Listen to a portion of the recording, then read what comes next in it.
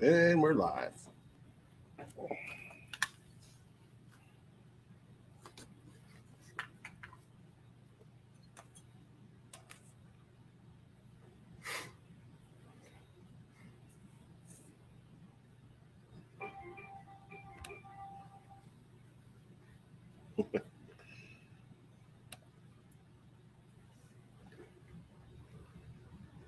Welcome to Tackle Shop Live.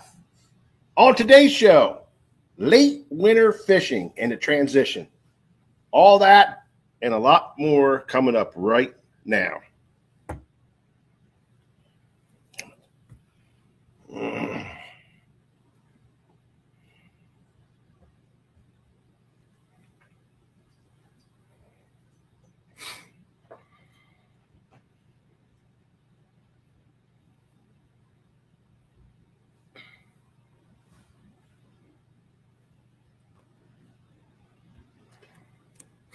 What's up, Jeff? Rough day, huh, buddy? Yeah. Robert Donahue, how you doing, Robert? What do you say, Mark? Keith Howard? How you guys doing, man? Thanks for stopping by. Yeah, if you don't know, it's Christmas season. Merry Christmas, everybody. And we got our man in the house, Corbin CG Gottwall, all decked out. Absolutely. Nothing like that. Yeah, so, man, it's Christmas time. We're all in the spirit. Corbin really is. Yeah, so how's everybody doing? Colin Litton from Australia. How you doing, Colin? What's happening, buddy? Good day, mate. Yeah. J.R. Matthews, how you doing? Todd McKee. Evan, how you doing, Evan? Sean, how you doing, Sean? Good to see you, buddy. David Stottlemyre, what do you say, David? Ben the Buck Hunter, Merry Christmas. Merry Christmas to everybody.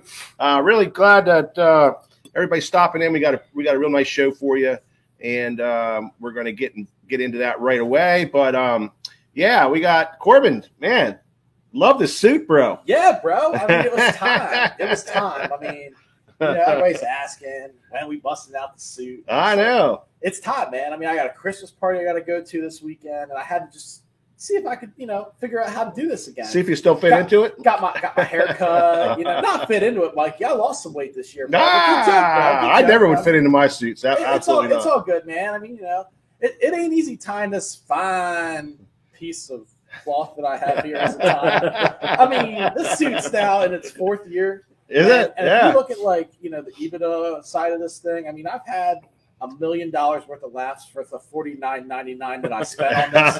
I went through more pair of dress shoes and dress socks. Mikey, speaking of which, yeah, it's the reindeer games, baby. The reindeer games.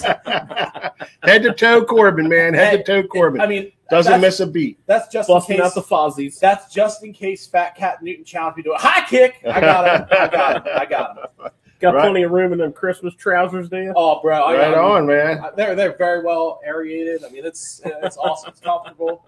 Great day out here to wear it, man. Yeah, you better believe it. Oliver, how you doing? Frank L. Savage. Hi, Frank. Good to see you, buddy. Good to hear from you. Yeah. Michael, how you doing, Michael? Ed Radnowski, how you doing, Ed? Good to see you, bud.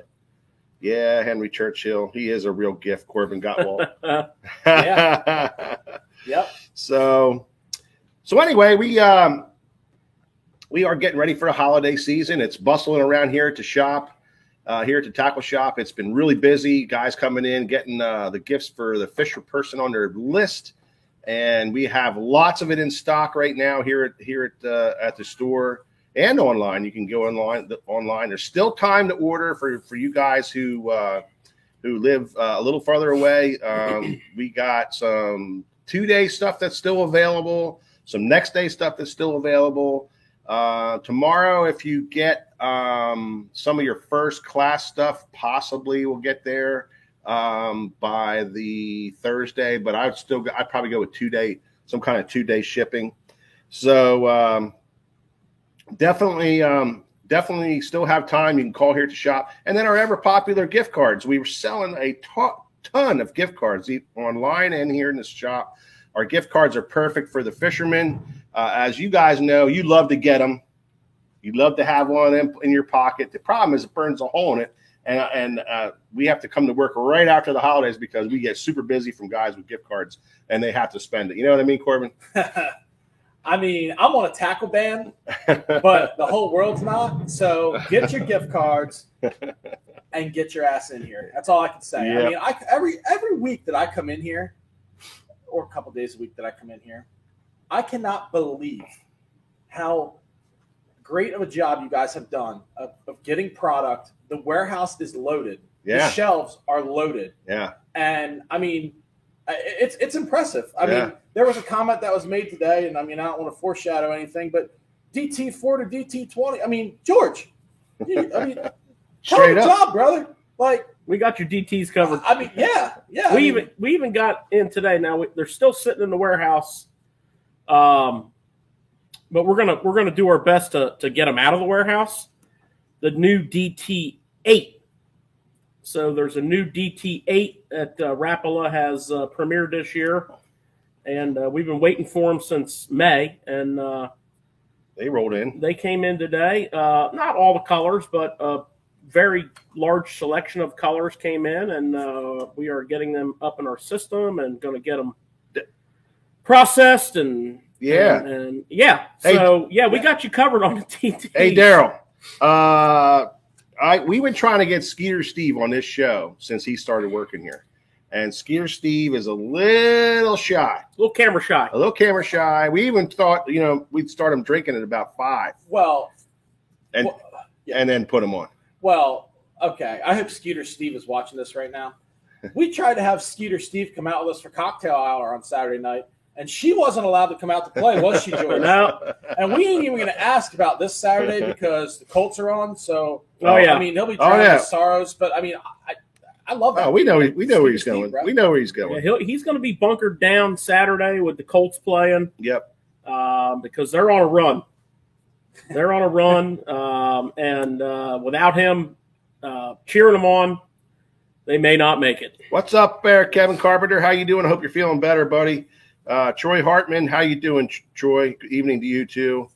Irod, hey man, what's up, buddy? How you doing? Yeah, absolutely. Beautiful day today. The weather is absolutely great. Doesn't feel like Christmas. The weather, we had, I think, a high of 64 today. Yeah. I think it was 64. Unbelievable. Well, as far as I'm concerned, it can stay 64. No wind at heats all. up. They were calling for a big blow. That never happened. It was absolutely calm. It was beautiful out there.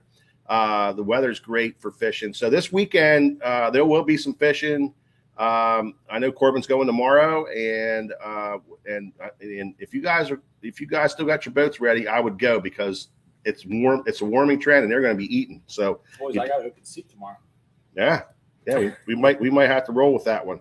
Yeah. So Will, that's Corbin's Christmas suit. So we're celebrating the holidays a little early with Corbin, and it's been fun. And he always wears that suit. We love it. It brings the Christmas cheer in. We got I don't know if you guys can see it. We got our nice little Christmas tree decorated back here. Oh, hey, this could be my new Facebook profile picture. Yeah, George standing right in front of it. There it is. There's our Christmas tree. So we got some cheer going on around here. There's no bah humbugs. We're definitely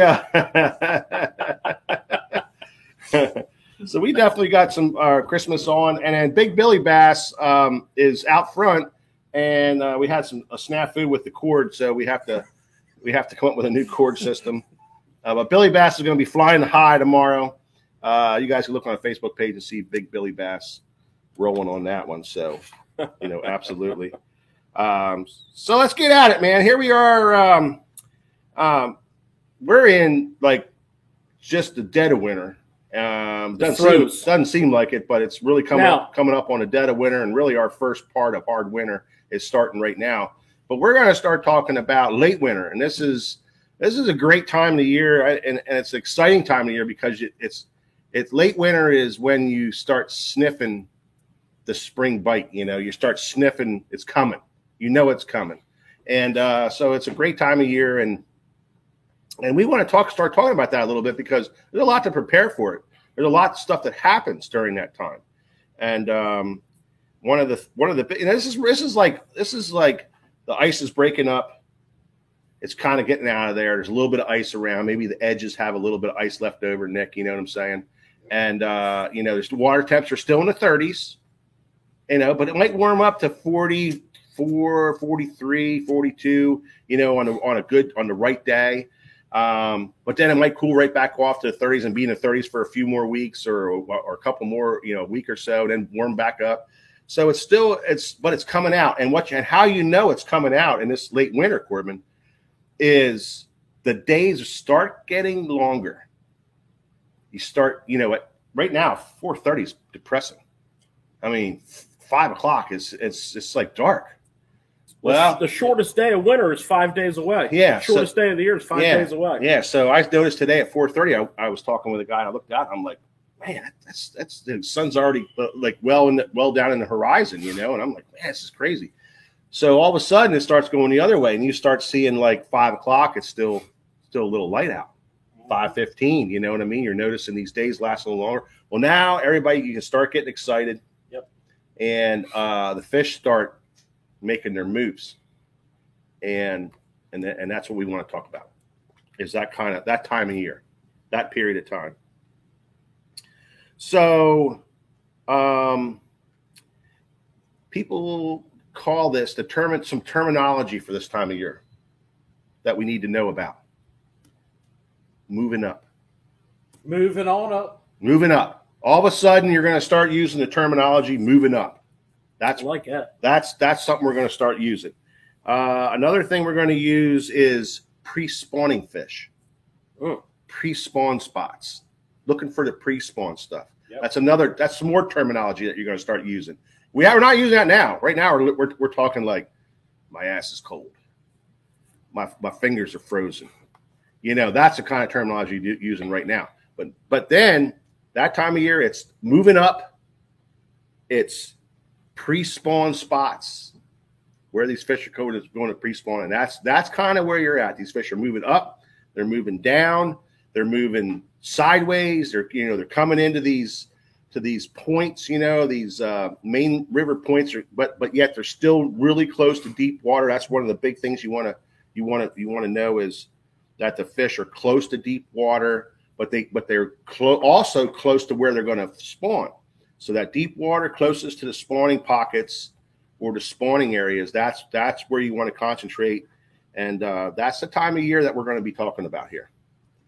It's a great time of the year to start sitting in your boat in the garage and scrolling through your maps on your GPS unit, your big new GPS that you got for Christmas. With your incredible mapping. I just can't get over some of this mapping. I was scrolling through some of the maps on my Garmin unit, and I was just like, man, 1 foot contour lines, shading, the ability to shade, contour depth ranges. And I'm looking for those tight lines right against the bank. And particularly the both sides of that, where that swings in and where it swings out. So I'm going to highlight that, and that's going to be a starting place. That's going to be a starting place because those fish, they're spending their winters in those channels, and they're starting to push. In that late winter period, they're starting to push to where that channel gets close to that bank. And, if you're within eyesight of a nice, what you would call spawning area or a spawning pocket, then you're in a pretty good spot to start your search. So I'm looking through those maps and picking those areas out, because some of the places we go to, we don't fish frequently. So it's nice to refresh that, before you drive, an hour or 2 hours or whatever to get there. So you're not, like, oh, now what do we do? You're going to start looking in high percentage areas like that. So really concentrate on those swings. You can just kind of scroll through with your, if you have a touchscreen unit, you can just kind of scroll with your finger. If you have a little cursor on there, you can just kind of scroll around and sort of plan out, your initial part of your day. And of course, you don't want to get too locked in because you might get some clues along the way that steer you in a different direction. Maybe it's colder than you anticipated, or maybe the weather took a turn for the worse, and those fish are back into the true wintering type areas. But that's going to get you on the right foot. Yeah, and for us river smallmouth guys, what are we talking about here, Corbin? For me, it's more of a checking. You got to check deep and you got to check shallow. These are the time of year where they're not moving to creeks. They're not thinking about spawning yet. I mean, these fish are still going to be relatively close to their winter holes. Their winter holes, but they may pull up on that shallow flat that's closest to there. They're going to start migrating if they're on the east shore, maybe to the left shore or the west shore where the water's a little bit warmer, depending, unless you're on a power plant river, they're going to start gravitating towards that warmer water, slowly. Absolutely. Not necessarily real quick. I think that's the key. Some fish, stay in the winter holes, but you're going to start seeing a couple show up and maybe some pockets out of current and stuff like that. I think that's the key is the speed, and we don't want to rush this. We don't want to rush this at all because it lingers. The late winter, March can be it holds on. A son of a gun. It holds on like crazy. So, and if you were listening at the beginning here when we were talking about the move up, the fish move up. That doesn't mean they're going to stay there. If that weather changes and that and the water gets weird, right? And there's one thing that I want to kind of talk about as this pertains to everything, especially us in the Northeast here. This is the time of year where snowmelt can really, really, really affect you in a negative way. Because you may have that warm day, that warm trend in late winter, and you go, okay, the water I was out 3 weeks ago. There was snow on the ground. It was 36, and all of a sudden, it's 50 degrees outside. Your water temp's 34 because all the snowmelt is coming down from upstate. Great point. And then you get the dirty water. You got to watch your gauges. Great point. Because snowmelt, if you get a huge influx of it, it's going to bring cold, dirty. Great water, point. Well, which is really the toughest thing. Well, that's the same thing in impoundments, like lake impoundments. The river's feeding the impoundment. Sometimes it's too cold up there at this time, so those fish aren't really moving up in those rivers like they would later in the pre-spawn part of it. Quick question for all you guys. Last show we talked about this time of year, and we talked about a morning bite that you guys always look for too. The time of year you're looking at right now, that late winter, early spring, is that something you want to get out there right away, first thing in the morning? You're still looking for that, or is that something that you're not that worried about? No, I think you get on the water when you want to get on the water. Bite wise, the thing that you hear a lot of these guys talk about bite wise is, that afternoon warm up. When you're fishing in lakes, you're looking for your best bite's going to be that sunny bank. A little bit of chop on the water. Mixing that water up a little bit and kind of mixing that warmer water in there. And you're on those transition areas. You're looking for points that have a transition from like ledge rock to chunk rock or chunk rock to gravel. Yep. Those seams and those transition points is where you want to kind of concentrate your fishing with the sun beating on it and a little wind to kind of stir that up and maybe get that warmer water a little bit deeper. And I think that's when some of your afternoon bites come on, and then your bait presentation changes. So if you're fishing in the morning, you may have to be out off of that in the deeper part of that channel. Like George said, where those swings come in, those fish can roll off in that deep water, and then they roll up on those transition spots like I'm talking about. Well, in the morning, you might be throwing a hair jig out there, or you might be silver buddying those edges. I was reading an article about a guy who really likes to used to float and fly that in the late winter, and that's one of his favorite deals. But he'll fish the float and fly in the morning, or until things start to move around a little bit, and then by the afternoon he may be on his jerkbait bite, and that's when that jerkbait's really coming on. Is right now, but in the shallower parts, in those transitions where you see those transitions of cover. Yeah, Nick, a couple things that go along with that. because it can be. But, first of all, what's your weather doing? Is your weather like this? I'm just, when you asked that question, my mind kind of went back to a February on a reservoir near here. And it was, this was the coolest temperatures we had in 3 or 4 days. I mean, it got real warm. And what I found on that day, well, actually, Mike was fishing with me, and Pop. And what we found that day after doing everything that you're supposed to do, that didn't work. So because it had warmed up so much, the shallower inside bends of the creek we were fishing, the shallower inside, the flats. So, your outside bend is your channel. And I just finished telling you that you want to be on that where that channel swings.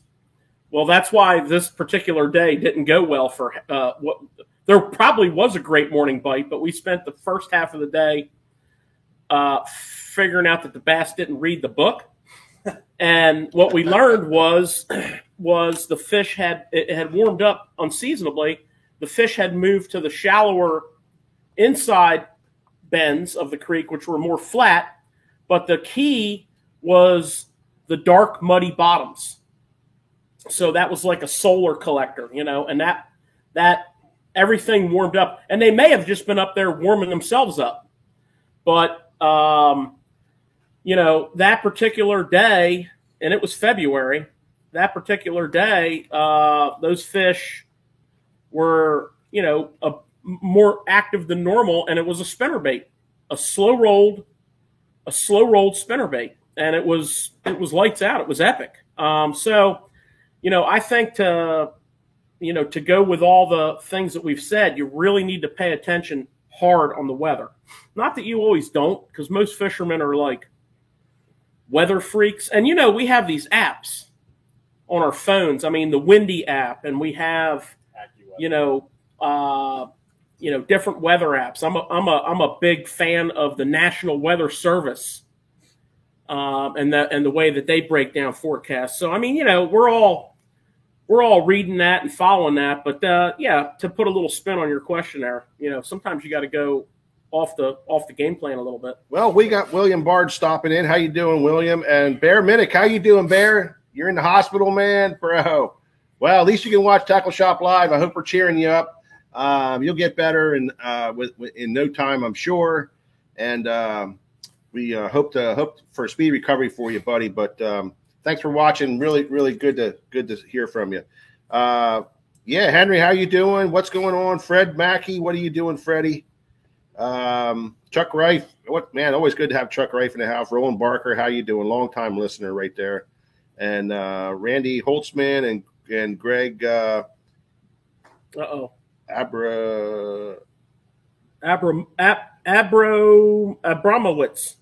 Yeah, that's it. How'd I do, Greg? What do you say, Greg? How'd I do? So I think that's a big key is the weather.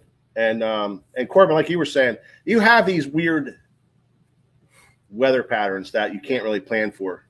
Yeah. And absolutely. So you got to play the weather because that was unseasonably. I remember that time that year. I think it was another year where in February it was like, almost 80 degrees or something stupid like that. And the fish come out of the river and they went up in these creeks. I mean, to the backs of these creeks because that water running in was so warm and all the bait just pulled way back in there. And me and George and my pop, we had 3 or 4 days of this weather. We took turns going. Somebody would watch a shop and the other two would jump in the boat and get it because we were slow in February. One guy would watch a shop and the 2 guys would jump in the boat and go down there and fish up in this creek, knocking the hell out of giant largemouth, man. I mean, just like in this body of water, we never knew they were that damn big. It was just like, oh my gosh, and it was way in the back of the creek where you shouldn't have been by that time. Yeah. You know what I mean? Yeah. But that was, you know what? That was one time, and it hasn't happened since, and that was 30 years ago. It was the second year we were in business. It Long time. was 30 I was years 2 ago. years old, baby. And I remember like it was yesterday. Well, another thing that I try to do if I have the freedom of picking my days is because every one of these trends ends with a massive cold front. I mean, it's winter, and even this time frame we're talking about is still late winter. And some of the coldest days I've ever spent fishing have been in March.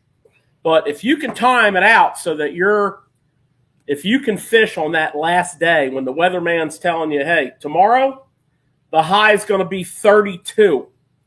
Today it's going to be 65, and it's been 3 or 4 days like that. Man, those fish can be acting so far ahead of schedule. I mean, they're just their whole thing is feed. Their metabolism. See, their metabolism is on the rise because the water temperature's on the rise. They move up on that bank. They get dirt shallow. I'm talking dirt shallow, and you got to fish them like it's not winter. You got to fish them like it's not winter, and the next day, it could very well be over, because when that snap comes in, they retreat. They retreat, and they'll retreat, and that's where it says the move up. That move up means they do move up, but they also will turn around and go the other direction, and they go the other direction real quick.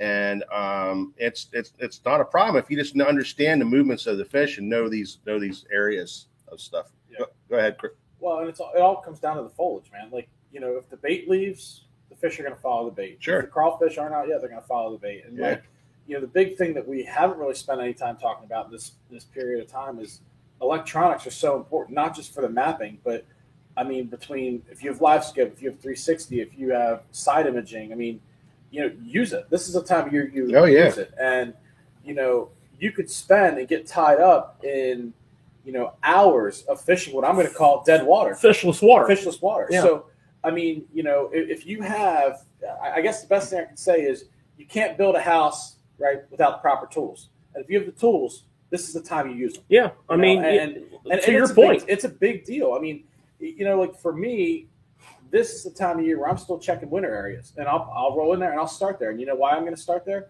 Because the fish are still there. Not every fish leaves the winter hole at one time. Exactly. And, I mean, if I can see them on my graph and I fish a week later and there's a few less on my graph, that lets you know they start to move. If I see more on my graph, they're coming back. I mean, electronics are so powerful now. You got to use it. You have to. I mean, it's eliminating dead water, and you can see the bait. I mean, I know George is. That's the biggest thing. Yeah, if you can see the bait, the fish aren't far off. Yeah, I mean, if you're near the groceries, it's you're not casting and you're not wasting your time. Right. If you scan an area, with side imaging, and we talk about the modern the graphs and the electronics that we have, but to be honest with you, one of my units on my Skeeter is probably 10 years old. I mean, it's still, everybody's all trying to keep up with the latest and the greatest. That unit will still show me a tiny pot of shad hugging the bottom, 50, 60 feet out on the side. Mm-hmm. It may not be as spectacular as a modern unit, but I still see I see you. Yep. And like I'm going to tell a quick story. I mean, George, I had this happen yesterday, and now obviously we're talking about the spring warm up, late winter, okay, but we had a similar pattern going on right now of what you would look for at this time of year in the spring. And I went to a winter hole and I sat down and I idled for about 2 minutes, probably not even. And I threw my trolling motor in the water because on my side scan, I saw bait, I saw fish, and I didn't leave the rest of the day. I mean, I spent 8 hours in a 30-yard circle. And and they were off the bottom and they're there. And then they tucked down. And they're there. I mean, so I mean, that's one of the things about winter, late winter, and pre-spawn. It's big groups of fish. In the summer months, unless you're on a reservoir that has a big population of fish, that there's a lot of times when you're fishing, singles and individual fish. But this time of the year, you're fishing, big groups all the ways up through pre-spawn. Now, obviously, after the spawn's over and the fish move into a true summer pattern, then they school back up again. Right. But before that happens and after that happens, the fish are very scattered. This is not the time of the year when the fish are very scattered. What do you got, Nick? Right. Well, Corbin brought up something in the beginning that I always thought was very important the time of year you're talking about, and that is watercolor. You do have that mud coming in. So my question for you guys was for different kinds of water. You got the river, you might have tidal water, lakes. What does watercolor that time of year do for you? How do you acclimate to it? Well, watercolor is a big problem. I mean, it can be a really big problem. I think on a river system, and I'll probably let Corbin elaborate on it, but I think on a river system, it's a lot easier to deal with, because it's usually it's either bank to bank in the spring, or one side's going to be cleaner than the other. But the big thing with even dirty water, it doesn't. If there's a lot of it, you got to look for the temperature. You got to go for your temperature. You got to look for the highest amount of temperature. So cold, dirty water is. I'm not going to sugarcoat it. It sucks. Yeah, it's really difficult to fish in this late winter coming into spring. It is really tough to fish cold, dirty water. I don't care what anybody says. It's really tough. So, Mike, one of the things that goes along with what you're saying, cold, dirty water, bad. New dirty water, bad. But once it's dirty for a while and the fish acclimate to it. Right. Corbin and I fished a tournament a few years ago, and it was won in the dirty water. Sure. Right. We went off on this clear water, and the guys that won it had a massive bag of fish, and they caught it in. I'm not afraid of dirty water, but it was dirty water that had been there for a while, and the fish had become accustomed to it. I'm not afraid to it, even if some of that new water coming in is warmer. It's going to take a day or so for the fish to kind of acclimate to it and maybe settle some of it out. But that's where you want to those are fish that go shallow. A lot of times those dirty water fish go shallow. But when it's cold, you don't want to get off the point here, because it's still late winter, transition period. We're not talking warmer than 45 degrees today. Right. We're not into that. No. We're not into anything else. These are fish just moving up. So dirty water, is as long as it's warmer than the clean water, you're going to catch them. Yeah. You're going to catch them. Yeah. No, I mean, I agree. For me, it's all about water temp. But with the dirty water, it also, like on a river system, you have to know if that river is rising or falling. Because the minute, and I don't use the word tide, but the minute it starts falling, okay, you're going to get a strip of clean water on the bank somewhere, okay? And if you go fish hardcover, near deep water, on a bank, in the warmest water possible, there's going to be a couple fish around. It might be a ton. You don't know. Mm-hmm. But, I mean, I can tell a story where I fished with this guy right here, okay? And George knows, I think, the story I'm going with this. And we fished it. Come at me, bro. Okay? And we ran, and we had 4 muskies in the boat at the time and 1 bass. The creeks were colder than the main river. Mm-hmm. All right? The river was blowed out dirty, and me and George were putting in a day. And all of a sudden, and just to set the stage, guys, it gets dark at 5:30 this time of year. Maybe 6 up here on the east. I pulled into the last spot, and George and I were running up the river right there. The sun was beating on it. It was this big, long, rip-rap bank, and there was this little bush. The sun was beating on it all day. And it was beating on it all day. And I made 1 cast, and George made 1 cast. We were throwing a black and blue TRD hogs. The water temp was 38 degrees, okay? And it was probably a mistake, because every single fish in that stretch of the river was there. And for that last hour, we caught like 70 fish. Yeah. And we turned that frown upside down real quick. But we kept grinding. We kept running. We're running it. We're like, hey, listen, we're fishing islands. We're fishing current seams. We're fishing clean water, east side, west side. And we just pulled up, and it was like game on. And, like, to me, that is like the prime story of, like, how you adapt and overcome. We tried jerk baits. Well, not only that, Corbin, but baits. We were there's fishing. There's a lot of lessons in that day. For example, to what Nick was talking about, time of day. Well, that particular day, the bite was late. And that's something that you need to pay attention to, nature around you. Right. If the birds aren't active, if you don't see any, animal type movement, you might see a whatever, everything's kind of tied into those same, rhythms, and as that, it might be a morning thing, it might be an afternoon thing, but if you're discouraged and you've had what should have been a great day this time of the year, because this time of the year can play with your emotions a little bit, because you have high expectations based upon a lot of factors, and then it doesn't pan out. But if you stay with it and you start seeing the clues, you start hearing the birds chirp, and you start seeing a lot of squirrels and minks or otters or whatever running along the bank, don't leave, even if it's an hour till dark, because that is telling you that the world is coming alive. And George, do you remember what it was for us that we saw that day that happened? Do you remember? Bigfoot. Bigfoot. Yeah, I was going to say. Bigfoot. No, we saw old Sasquatch. Old Jakey was around. No, but remember what started to happen? That hatch. It was a hatch. There was like these black bugs that were like this long. Came caddis. out. Yeah, they were caddis. I was like, George, I'm like, they're gonna eat the hogs, and my God, did they eat the hogs? We matched the hatch, and those caddis, that sun beating on that bank, those caddis flies started hatching. They're crawling all over your face and all over everything, and it was like, oh, wait a minute, and then boom. Yeah, you got to pay attention to the clues. Keith Howard has a great. He says that AFCO just announced that CG Gottwalt Signature Series Christmas Reaper. Thanks. Tell him he can pay the royalties up front. I'll get that done. Yep. It's just getting released right now. Yep. He's interested in one when it does come out. So I got you.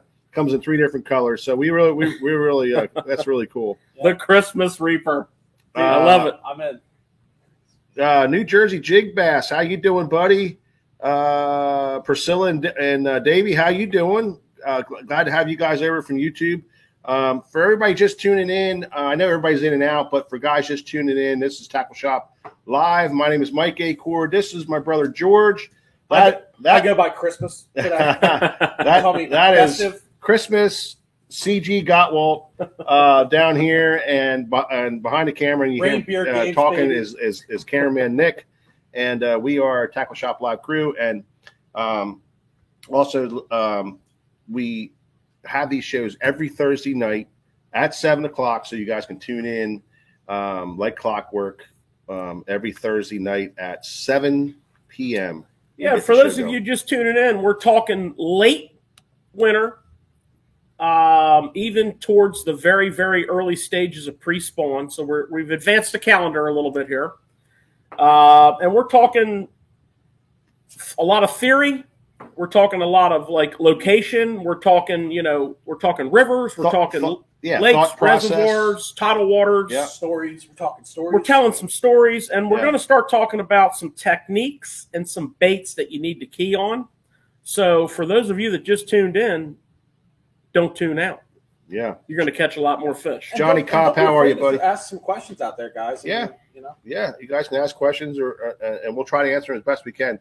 Now, I think we want to get to everybody's asking, man, what do you throw, this time of that time of year? What are you doing? I mean, is it still, this? Is it still that? Well, yeah, it's still the wintertime stuff, and we're going to be throwing silver buddies. We're going to be throwing hair jigs. We're going to be throwing TRDs. Don't you love it how we call blade bait silver buddies? Yeah. It's like, you're talking to some old heads when you start hearing that. Yeah, I'm not changing. I mean, hey, give kudos to where it's supposed to go. That was what was his name? Banks. Buddy Banks. Buddy Banks. Yeah, Buddy Banks. I mean, kudos, man. He invented it. It's like the Senko. It's like a Kleenex. It's like a Senko. You call everything Senko. You don't call them tissues. You call them Kleenex. You don't call it whatever they call them. My thing that goes along this is, and Mike and I talk about this a lot. A yum dinger. I ain't never going to call a yum dinger a Senko. It's I mean, a Senko. You can, what are they? What's that saying? Imitation's the highest form of flattery. Absolutely. I mean, how many stickworms? You would break the internet if you tried to figure that out. Yeah, it's Senkos. blade baits. You know, right now, right now, it's a silver buddy. it's a silver buddy. It's a silver buddy. Yo. But right now, there's a massive, in the tackle industry, there's a massive resurgence in blade baits. Everybody has a silver buddy. And they're all trying to Everybody has come up with a and I'll tell you, there's some beautiful designs out there, but we call them silver buddies. And when you go back to that simplest form, it's a stamped piece of stainless with a lead poured on it. Yeah.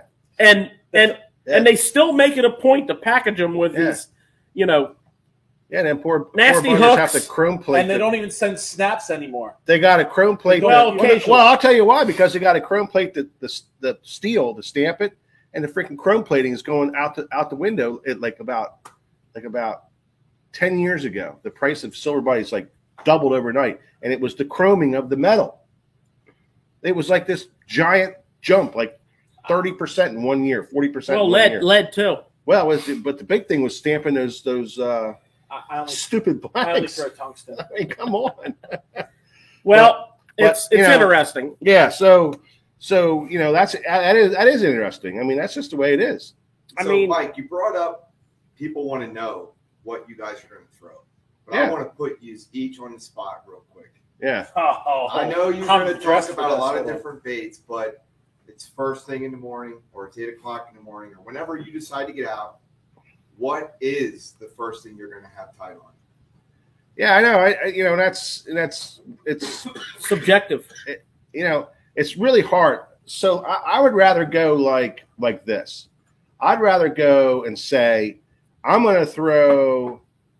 For me, is going to be a hair jig or a Kitech swim bait bounced on the bottom of some sort.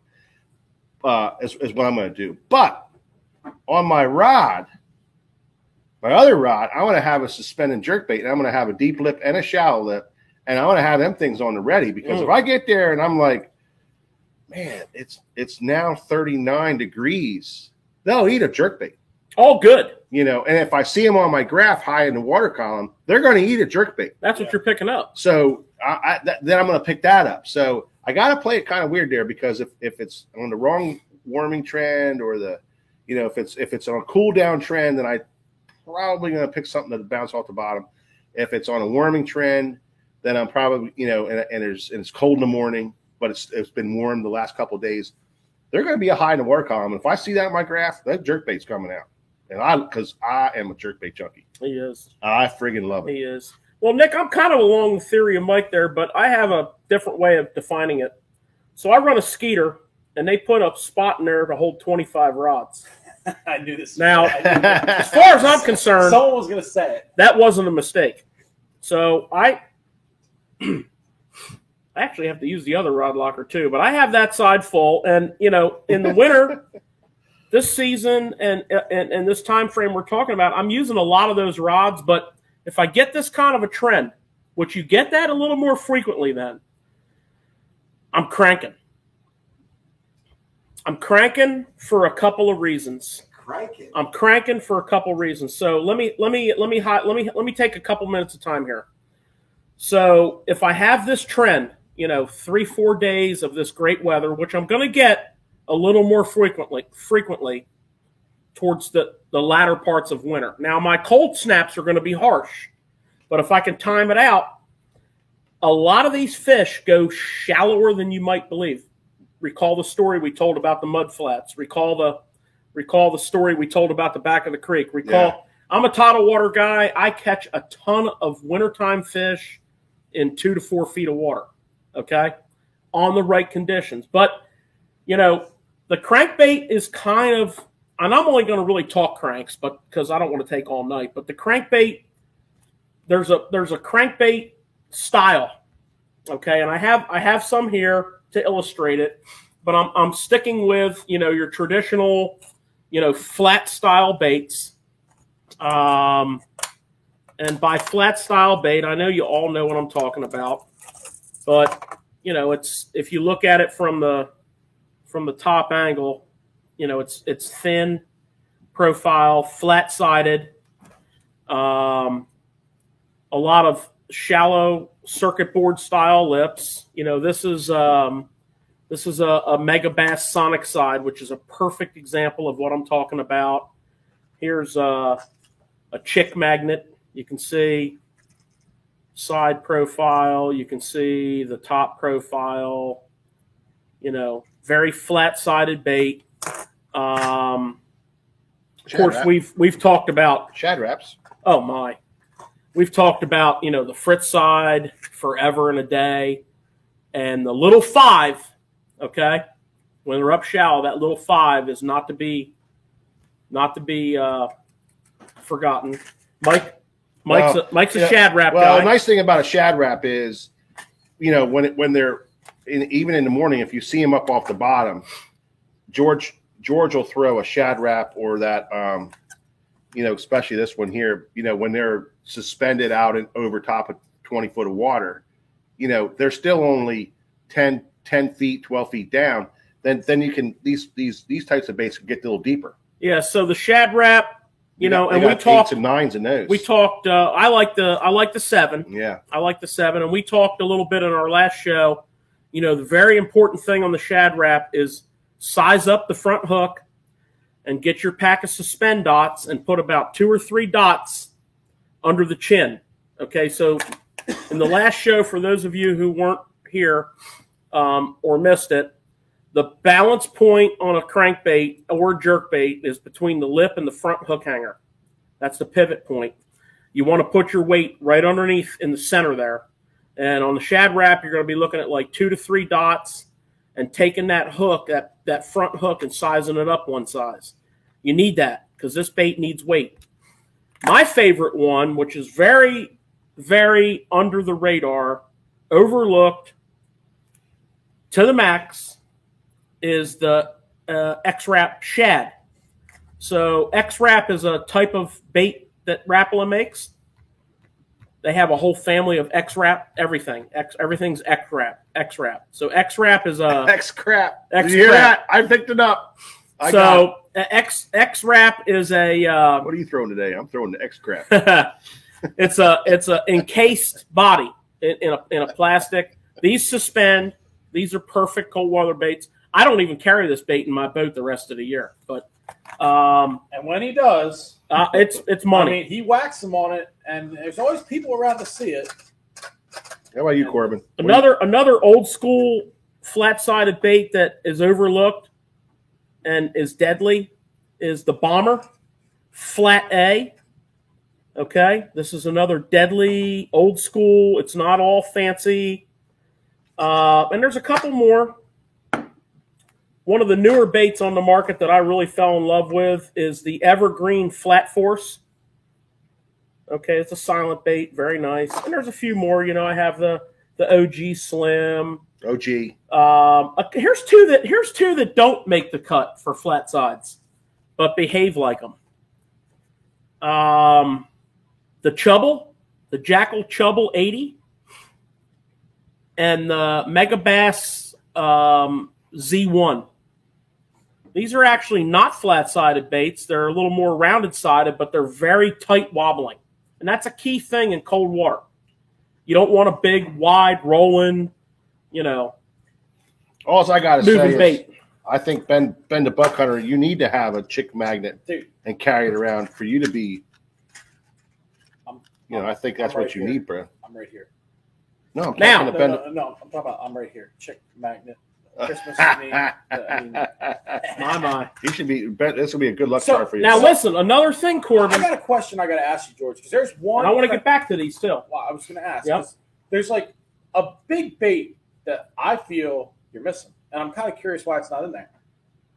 Why don't you have any DT6s, DT10s? Like, you know, is this the time of year you start incorporating them in the silent balsa thing? We've talked about that before because a lot of guys throw the DTs this time of year. So, like, I don't think it's that time of year. Silent balsa. so OG you're going Slim. to OG Slim. I don't over think the those DT. wobblers are. It's not wobbler season. Yet. I'm specifically That's why I wanted talking to about ask.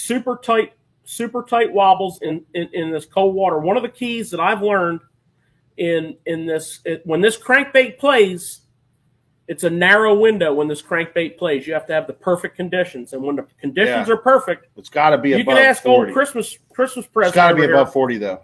The Christmas man has seen it happen, man. It's got to I be mean, above yeah. 40 though, right? Yeah, Christmas. water temperature. Yeah, No. it's got to be above 40. Excuse me. Hold on. I'm going to find it. Emergency press conference. I'm going to find the picture. Huddle up. Huddle up. 36 degrees. Yeah, Water. He caught one. No. No, 8. Excuse me. Huh? He didn't catch 8. Boatloads. Dude, you I catch netted them all. I boatloads. caught one Yeah. on a jerkbait. It wasn't 38. It was Dude, 36. yes, it was. Them temperature gauges are 2 degrees off. It's 38 plus Okay. 2, 40, bro. Okay, so the thing I want to point out about You got better cranking, success when it's 40. the thing I want to point out about cranking, and the thing I I want didn't to know we were going to go into like a hour-long presentation on each Yeah. person.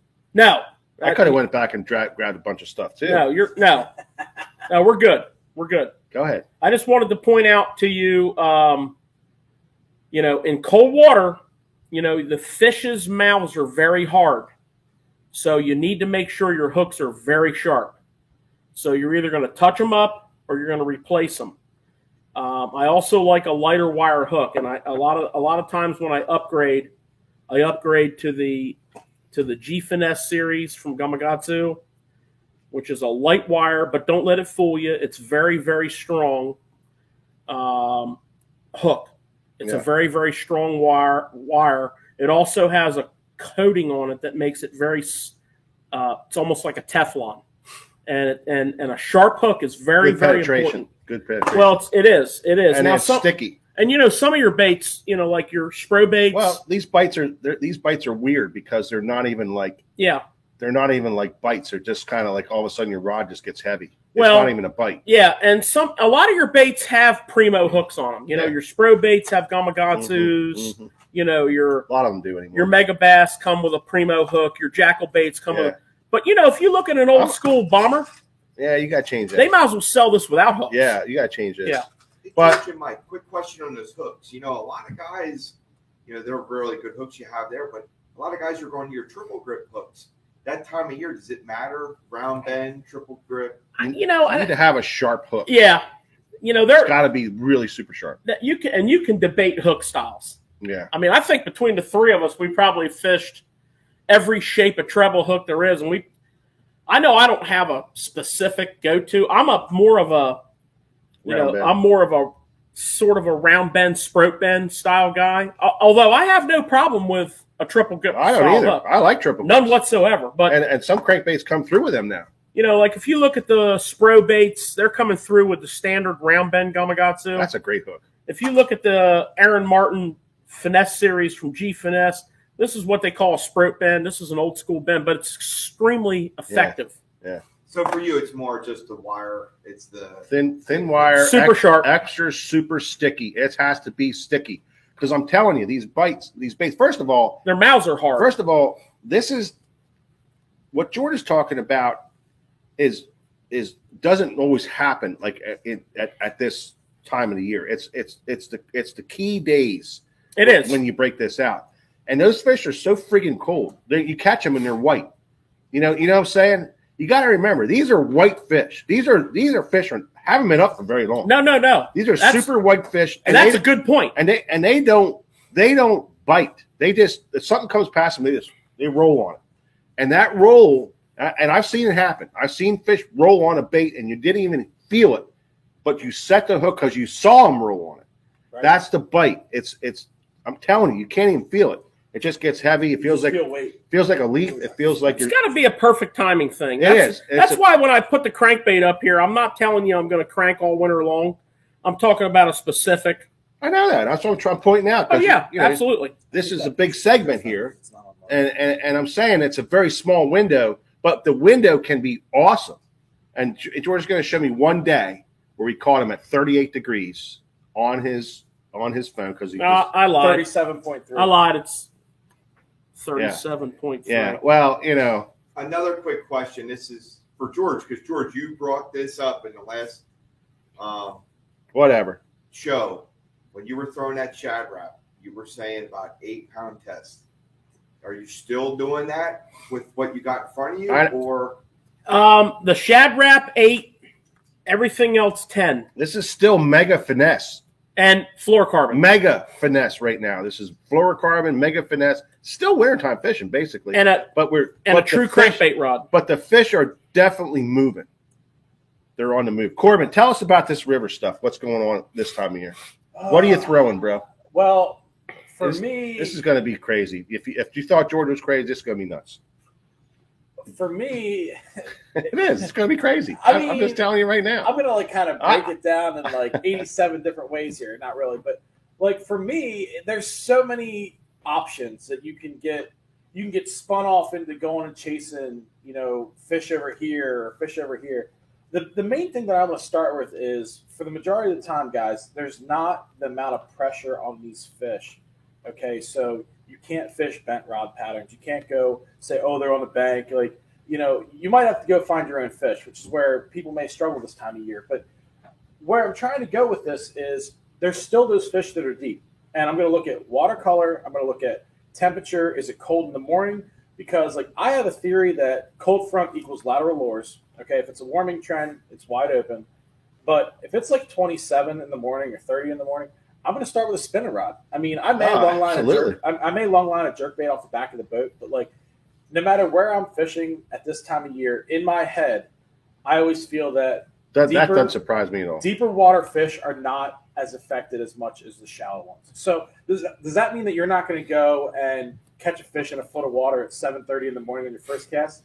No, but I'd rather try to find a school deep and drop a silver buddy on them or a blade bait on them, like the Jackal Keyburn, and fire them up and load the boat. I mean, for me, that's the route that I'm going to start on, is something with this, maybe a TRD. But I mean, again, I'm starting with my graphs. I'm not gonna fish dead water. If I idle over and I see fish on a ledge or on hard bottom, okay, I'm going to make a couple casts there. Now, if I'm fishing a stretch of river where you can't see them on side imaging because maybe the deep spot in the stretch of river is 4 or 5 feet and you can't necessarily shoot out to the side, you got a lot of like leaves and dirt in the water, okay, I'm going to go fish hard cover. Like, I'm not fishing any grass. I'm not fishing any soft bank. I'm fishing hard cover, okay? And I'm also going to be fishing a lot of the Ned rig baits, okay?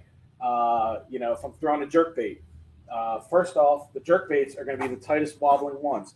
Very similar to what George had to say about his crankbaits. But for me, this is like Megabass. Megabass Vision 110 +1 on transition areas. Okay? Megabass Vision 110 Junior +1. +1. Deadly. Megabass +2 if you need to get down to those fish. Yeah. But this is the bait that you don't sleep on right here, is the 110 Junior, right? Ooh. And the reason you go with the 110 Junior is a lot of your bait is smaller this time of year. Okay? I didn't know this was a show and tell segment. What do you mean? I would have went and got something. Well, I feel totally wrong. Where were you at, Mike? So I wasn't in that meeting. So, here's something else that like I want to talk about specifically as it pertains to colors. This is the time of year you throw your jerk baits that are not as flashy. Okay, they are maybe a little bit more beat up. They've been tried, true, and proven. They're a little bit maybe matte finish. Maybe they're dull.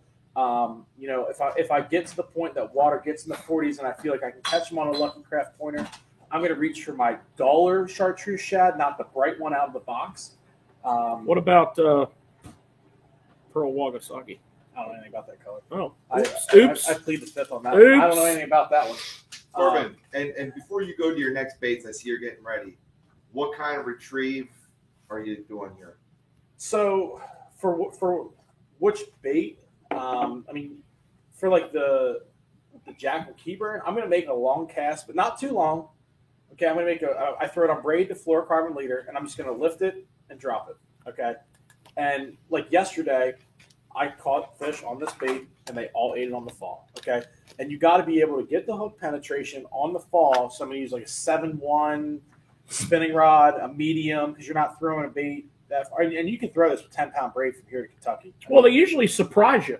Yeah. You pick up on the rod, yep, and there's a fish on there. Yep. And yesterday, George, like I'd pick it up, and when I dropped it, they were eating it on the drop.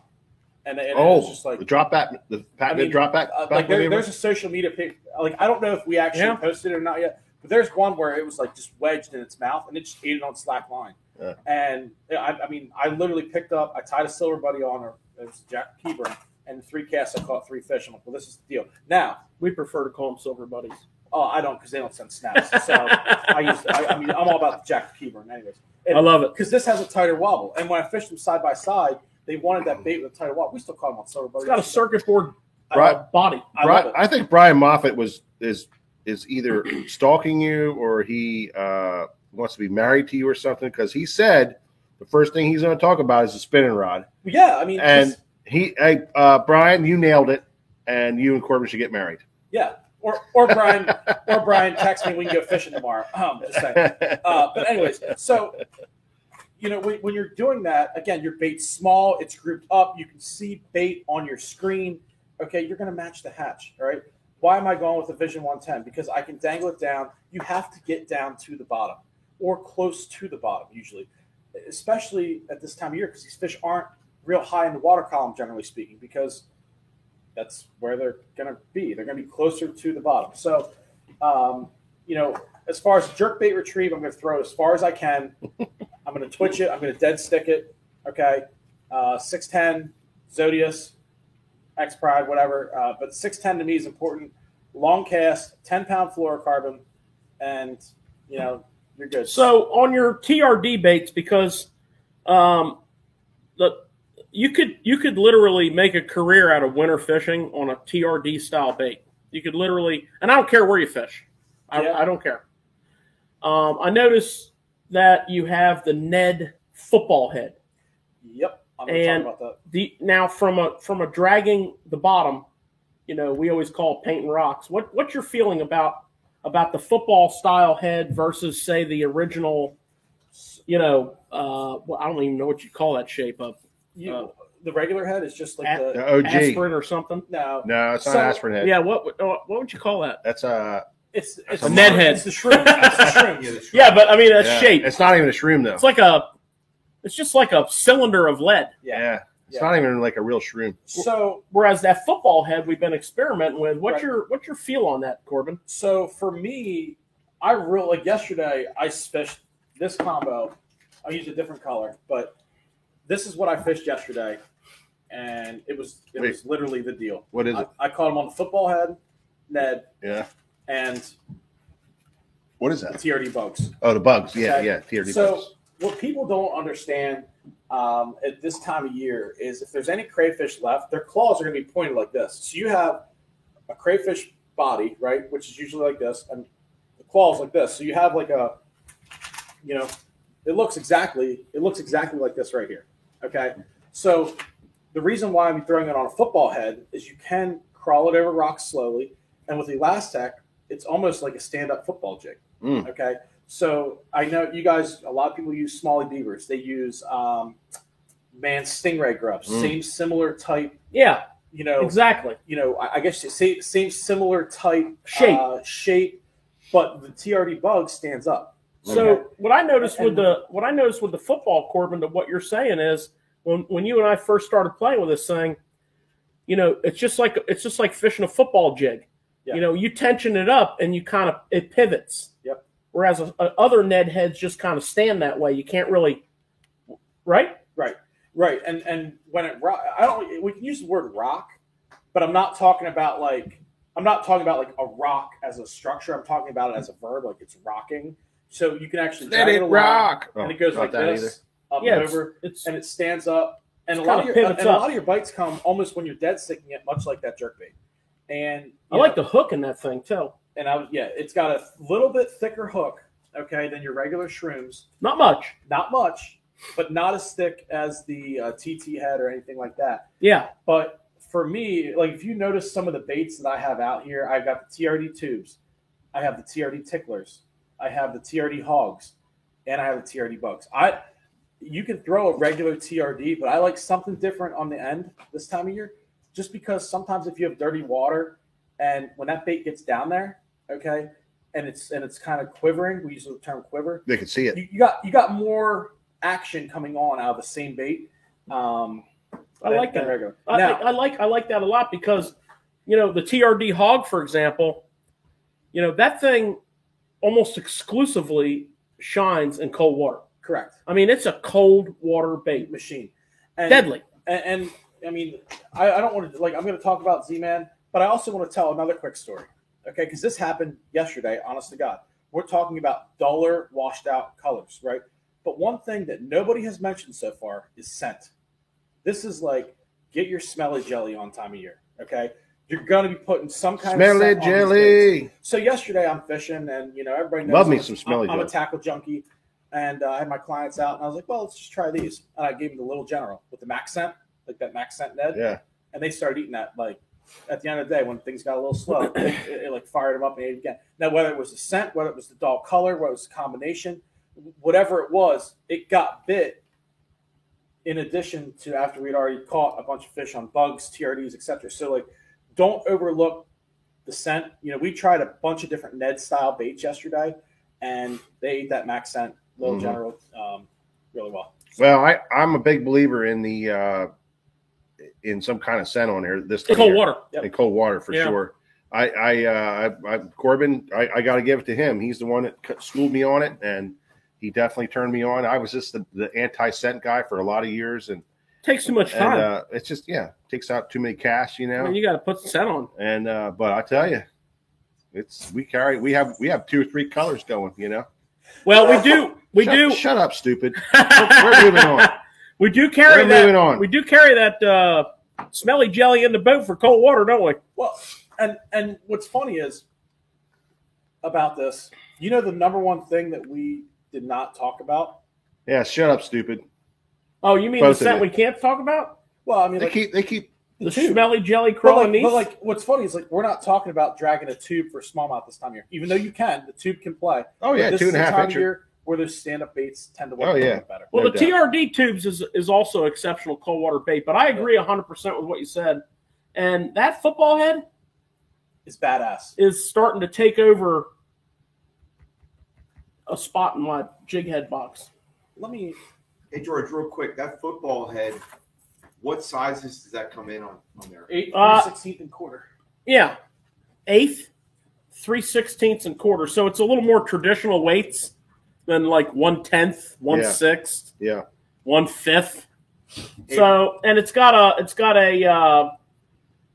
little bit bigger hook than the standard shroom head, but it's not like a pro head. It's not like their pro shroom. So it's kind of a tweener. It's truly a finesse head, but the key to that thing, Nick, and we just really started fishing this about a month ago. The key to this thing is you can pull it, you can tension it up, you can watch it if you just cast it, get in some clear, shallow water. You can tension it up, and it just kind of rocks up and down on you. George, talk about how the paint's off that jig head. Oh yeah. You'll notice the paint's beat off that jig head. Anything you're fishing in the winter better look like that at the end of the day, or you didn't try hard enough. Yeah, Because gotta you need on to the bottom. be painting rocks. There's a Greg. This is for Gregory. I mean, I know you're throwing the big TRD, but the thing about these TRDs, especially in this cold water, they catch giant freaking fish. Even the finesse TRD. Don't be afraid to try that down there where you're at. I'm telling you, man. You put a black one of them on the yoga pants, finesse TRD, and you go flipping all them docks that you'd like to flip down there. I know where you're at because I've been following you. Stalking or following? I'm following. Oh, okay. He's a guy you want to follow around. You down almost there, said and stalking. I'm all right with that. You throw that black finesse TRD this time of year, and I bet you'll catch a bigger bag on that than you will your big TRD, and that's a challenge for you because I know you're still fishing. Well, yeah, Mike, and to your point, in that tidal water environment, It's just crazy what those things catch. Though it's insane. Unbelievable. Every now and again, even during the spawn, just every once in a while, I'll be down there fishing, even like pad stems, and the bite will slow up. I'll take a spinning rod out with a TRD. Like, I don't know what I'm going to do if I hook It's just something. crazy what they catch. But I'll throw it in those pad stems and drag it around when they're obviously spawning and get bit. But it's a little bit of a different in tidal water for me. It's a little bit of a different color situation. It's more yoga pants, black blue flake, June bug. Yeah. George. Yeah, and then peanut butter and jelly later when it clears up. Yes. George, do you really stop flipping in the pad stems? I mean, I'm just asking because, I mean, if I was there, Well, chatterbait. well, I mean, I'm just saying I could see you just flipping the jig. I mean, getting jiggy with George, baby. Jiggy with George. Well, when we get into the spring season, we're definitely going to do a tidal water live on the water, and we're going to show you how to fish pad stems. We did it last year, and we'll get a net rig out. At this year, me and George went down and did it live, and we struggled, and we wanted everybody to see that because this is the time of year when you're going to struggle. But if you over and over follow what we've talked about, now I'm going to recap on some of this stuff. And this is late winter fishing, okay? And this has nothing to do with the spawn, but it's just to start a pre-spawn. So we're starting to pre-spawn. These fish are moving towards where they're going to spawn, but this is still the 33 to 45 degree water temperature is what we're talking about here. And so, it's right after ice breakup. Days are getting longer, and that's the key. Your days are starting to get longer. This doesn't start happening until you start seeing, the switch. Like George said, what is it, George? 2 more days? 21st. The 21st is the winter solstice. No, the 5th. 25th? No, 5 days. 5 days. Oh, 5 days is when the shortest day is. Of the year. But Corbin's saying the 21st. Well, anyway. No, it's 5 days until the 21st, Mikey. Oh. 16, which is today. Oh, okay. 5 equals 21st. Oh, the 21st. Equals winter solstice. Oh, okay, I got you.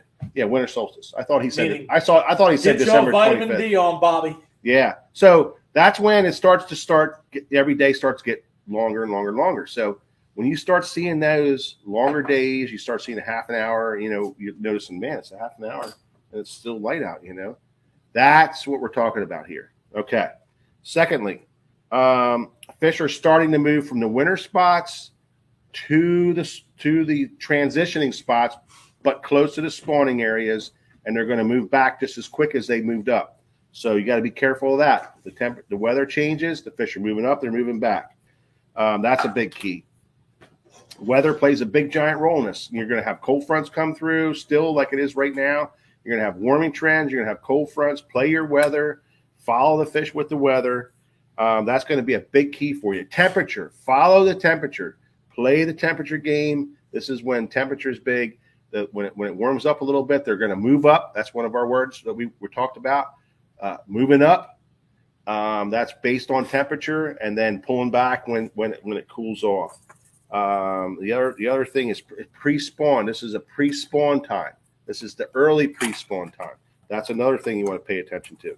And then the other thing is the 3-day rule, which is when you get a warming trend, that third day, if you can drop what you're doing, go out. Money. You're going to have a really good, successful time on the water. Big deal there. Look for that. Look for that approaching front. And then, of course, all the baits we talked about. I talked about 3. George talked about 400. Corbin talked about 200 baits. I talked about 3. I talked about 1. I kept it easy. And but pay attention to that. These are things that'll work. Bottom bouncing baits, and then your moving baits, your suspended jerk baits, your crank baits, and of course the Ned stuff that's really, really awesome, and then the blade bait also. So that's kind of a wrap up on that. And I hope that helped you guys out. It's the introduction to that. We're going to kind of keep on going with that too. We're going to talk about that more and more and more. We're going to talk about the baits. But right now what we want to do is we want to move on a little bit. And we got some I have some tackle stuff, right? The new tackle stuff that's out.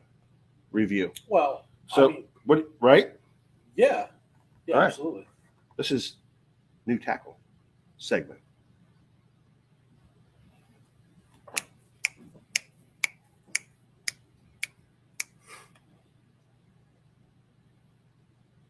Yeah. Man, this is an exciting time of year for us here at the shop. Corbin, you said that when you walked in today, you noticed a big difference in the shop, Yeah, and that was in 1 week. yeah, and you know the number one thing I want to kind of say, Mike, I saw the other day, and I want to make this point because people may forget that fishing licenses are available. You guys have next year's fishing license available. Yeah. Okay? And they're also active for Pennsylvania. And they're active for Pennsylvania right now.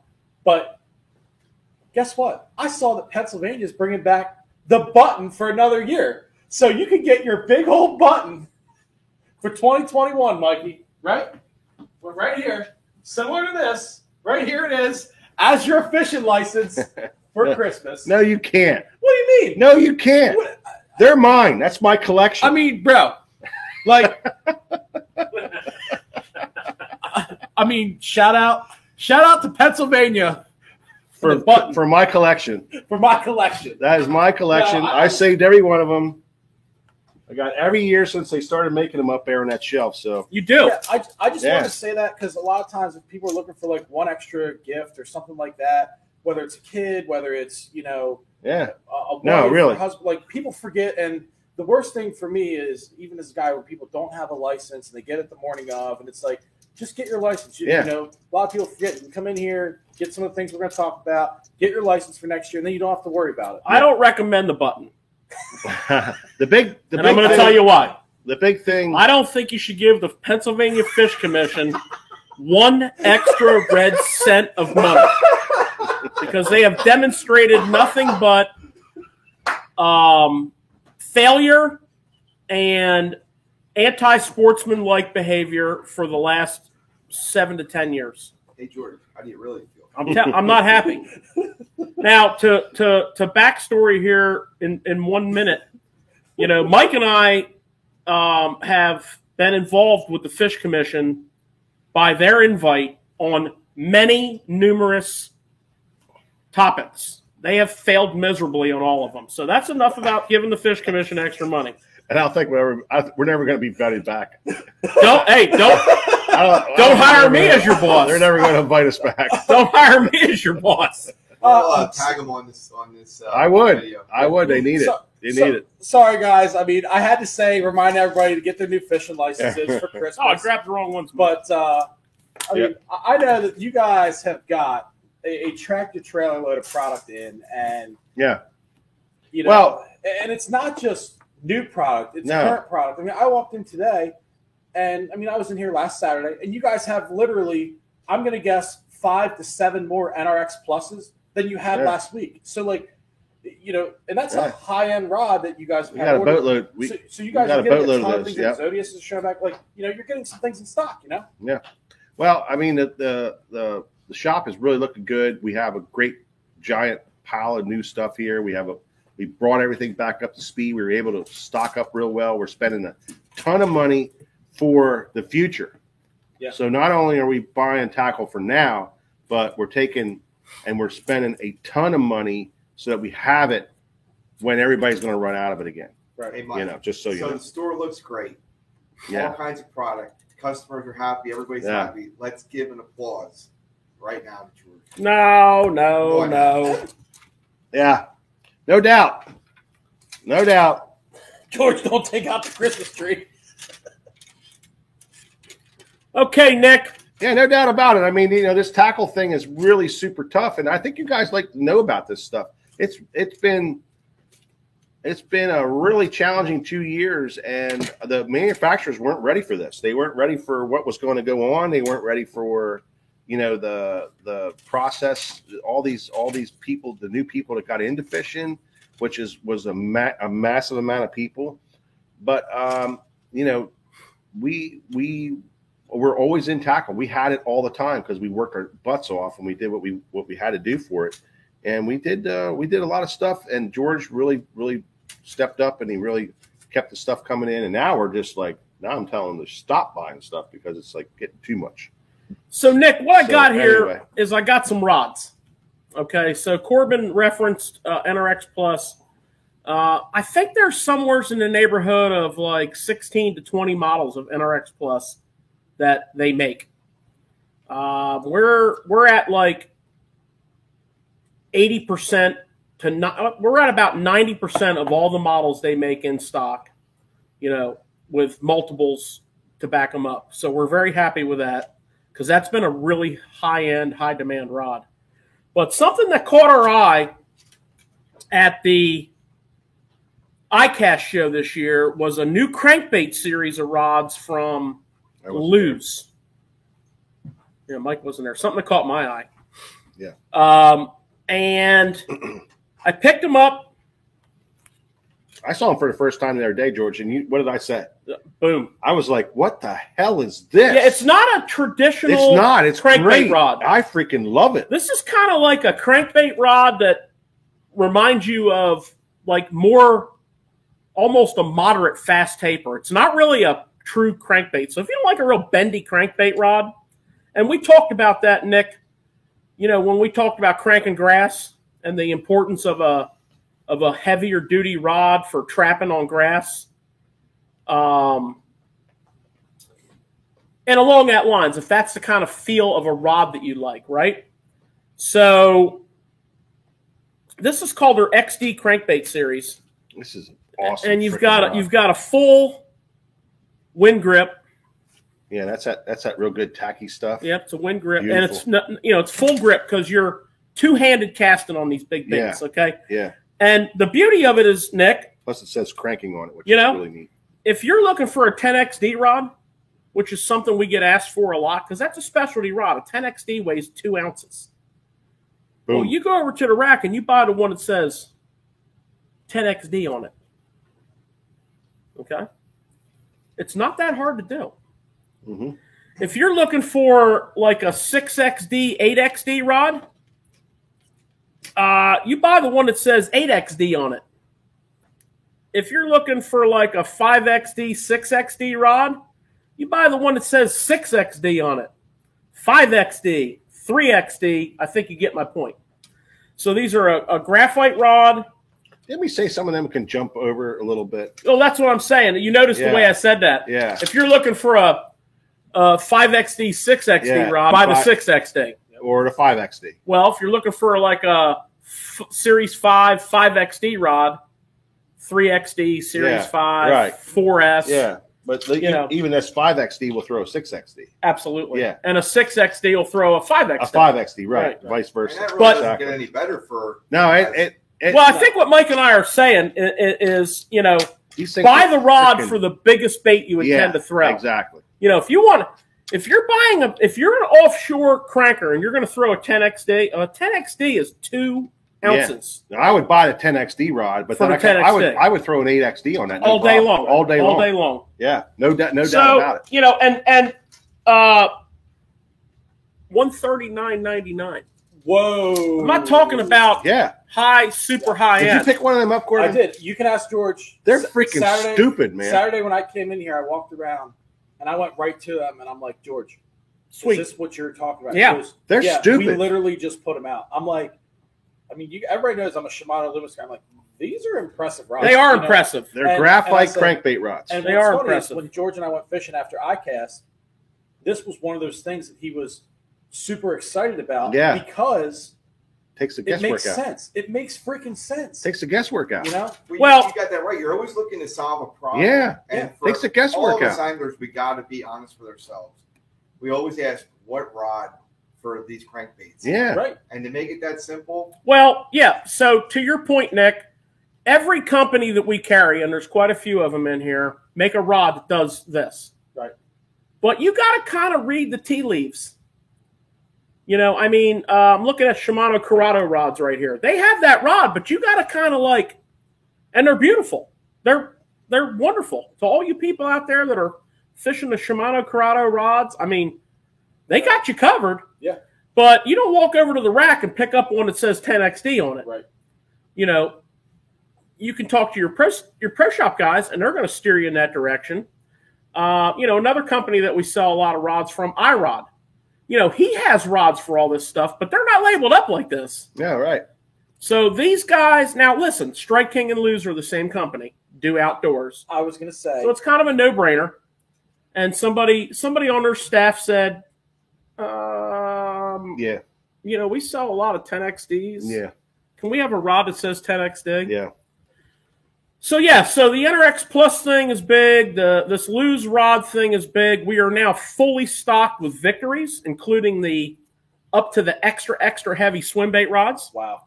Well, So Victory has finally it is filled. really, really cool that we finally got the last of that edition of rods. They went really, really well. Everybody's going to be really happy with the swim bait rods and the heavier duty rods. But to touch one more time on those rods, they are multi-purpose rods too. I mean, You can flip with them. they're not just cranking rods. I mean, there's guys asking about chatterbaits. They're the perfect accent for chatterbaits. I picked up that 10XD rod Yeah. Saturday when I was Yeah. talking to George. I said, man, I said, because I was expecting it to be like some Hold one of those. loose, not loose, but like more of like a moderate taper. And I said, George, you could throw an Alabama rig on it. He goes, hell yeah, you can. Yeah. Oh yeah, that 10XD You rod. can do a lot with Perfect these stuff. Alabama. You could throw your Alabama rig on that. You could do a lot of things with that. So my color wins. It's got Brian Now- Moffitt's name written over it. I mean, we don't have enough. We don't have enough Reapers in here, so we got 3 more colors. You got a ton of Reapers. We got every Reaper they make. So we got Hurry up and buy them. their new camos, the khaki that Mike's showing off. These are the digital camo. The new digital camo is AFCO's 2022 deal. They're also going to do it in other garments, which you'll see as the season warrants. You got the blue digital. You got the nice AFCO hit on the left sleeve. And Corbin has the green camo. So we're pretty stoked about these because they really look. They're sharp. They're cool. Yeah. They're sharp. Yeah. They're cool. Beautiful. So I wanted to point those out, fellas. Absolutely. Here, let me take them, George. You have your head. And then, like George said, we got the DT8s Got them, Bobby? in stock. They're here. I think are they up on the site yet? They will be. Like next day or so. Yeah, because it's going to take us about a day to get them processed. Yeah, we're going to process them, but they're here for you local guys. You guys can come in and in the next day or so, and you can definitely. Chick magnets. We've been selling a ton of chick magnets for all you guys that have been asking. 99% of the colors are now in stock. So the chick magnet is Ready. ready. Right. So Well, yeah, how you we doing? wanted to highlight that, and of course, Corbin talked about the football Ned head, which we are heavily stocked on. Yeah. And All good to go. what do you got, Mike? What little tricky deal did you find in the shop that's Well, that we got out of the warehouse? I just want everybody to know that we got our new sweatshirts up online now. this we're really happy. We're really happy with these. And I Carhartt. I dropped the price $10 on them. So we're going to put them out there at $59.99 because it's a Carhartt sweatshirt. So it's not the thickest one. There's a grade 4. This is one step down. It's a grade 3, and we went that route because this way you can wear it, as an underlayer. Plus, you can take it into the spring a little bit longer, and you're not so bulked up on it. Plus, you can just wear it casual. And you can wear it casual. It's a great sweatshirt. It's made for. We think about fishing first before we buy this stuff, and we tried it out. They gave us one. We tried it out. We wore it around. It's a great sweatshirt. So It's nice. so they're up online. You get to see my mug on all the stuff. Plus, we have all of our new t-shirts up online. Our new gray color we have. Our blacks are back in stock. Everything's back in stock for the holiday season. You guys can stock up on. I think we're also loading some new hats up. We got a bunch of hats. They're working on the hats. It's a freaking hats are like a mess. Nightmare with these guys, and they just, our web guy needs to have 50 lashings with a wet noodle because he just is just really struggling with them. He's having a hard time with the hats because the hat companies don't make it easy. They don't help us out. They don't make it easy. They don't help us out. But we have some badass But hats. we got some great hats. We got some great clothing. That's all going on right now. So make sure you guys grab a hold of it. I'm telling you, the problem is this stuff sells out, and then because it's just so hard to get it. Well, the lead times. The lead times are terrible. Hats, for It's example, terrible. our 6 hats, months. they take 3 so months. long It's terrible. because they're all customs and they take so long to get done just because of the backlog. But It's terrible. we just got a new flat brim in today, which will be going up in a little bit. For you hip hoppers. And we got, I think there's Nick, I think you really look good in one of them. we got like 5 more designs coming in, Mike. Yeah. We got this one coming back in. This is coming back in. This is Corbin and I's. Mike. Yeah, Corbin and I's home run. This Oh, thing, they're so happy. this thing's badass right here. We got this coming back I'm in. telling you guys, I've seen the flat brim. I got to have one. Yeah, I like it's it. all you, bro. I know that is. I like That it. is all you. I like it. How about a sneak preview on that flat Yeah. brim? You got one over there? All right, Wink. Sneak preview. Put it on, Nick. All right, cameraman Nick, here you go, man. Oh, boy. Oh, absolutely. Yeah, so you got the low hit. Absolutely. Yeah. There you go, Nick. Yeah, baby. Hold that Yeah, pose for a You second. got the side hit. You got the side hit, and then turn your Turn head to a the little bit. left. There you go. Got the side hit on Can't there. really see it, but there's a side hit on there too. Look at Yeah. that color. It's like a dark grayish I'm black. going to call it charcoal. Charcoal. It's charcoal with black lettering. It's black. Yeah. That's all you, Nick. I know a guy we got to send one of them to, too, Nick. Yeah.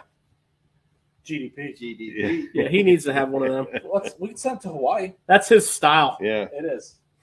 Yeah. So that's that part of all that stuff that we worked hard on trying to get and trying to change things up a little bit around here with the clothing, and so you'll see a bunch of that stuff, a bunch more coming in. Keep in touch.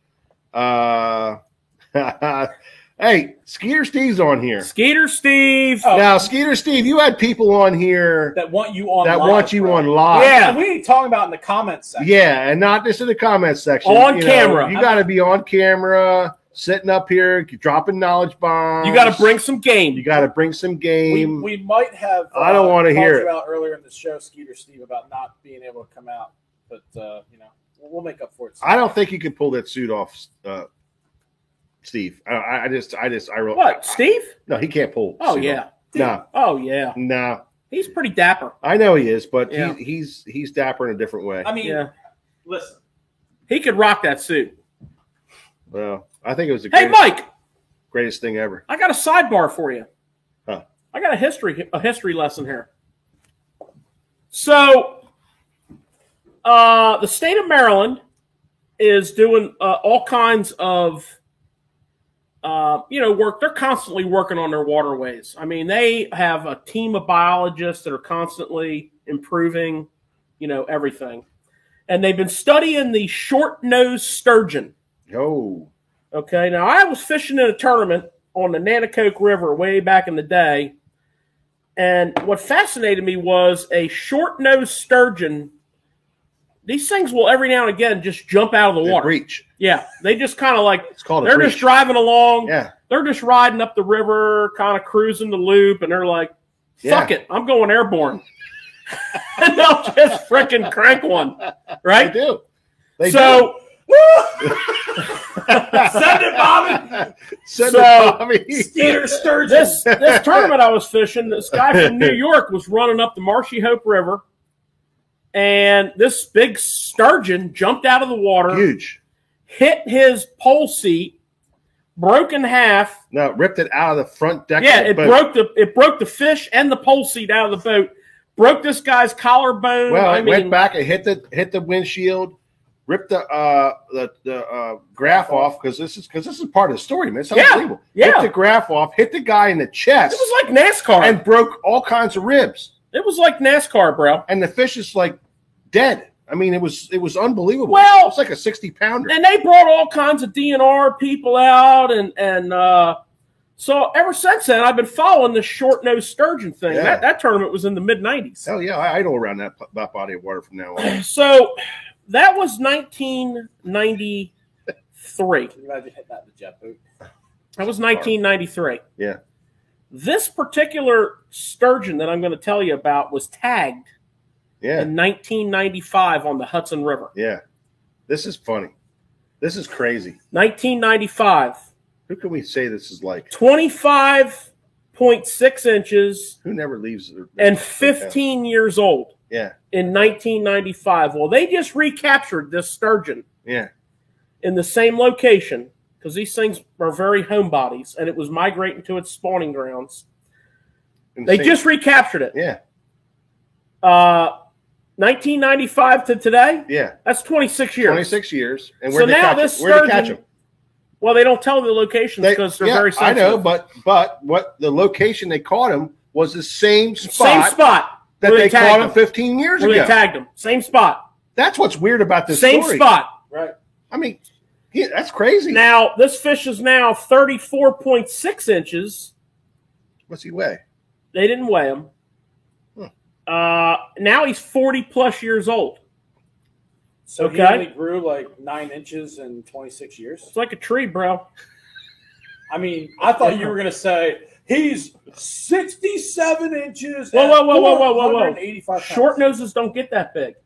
Ben the Buck Hunter is all about the caviar. So, And the yellow perch in the bay. the oldest caviar. short-nosed sturgeon on record is a female of 67, and the oldest male is 32. So, I just thought that I made some notes on this stuff because I thought that I was, read that same thing, and what blew me away was they caught him at the same spot. Yeah. 26 years later. Yeah. What blows Now- me away is now- why does the female sturgeon live twice as long as the male? Is this Who do something we should be know? learning from?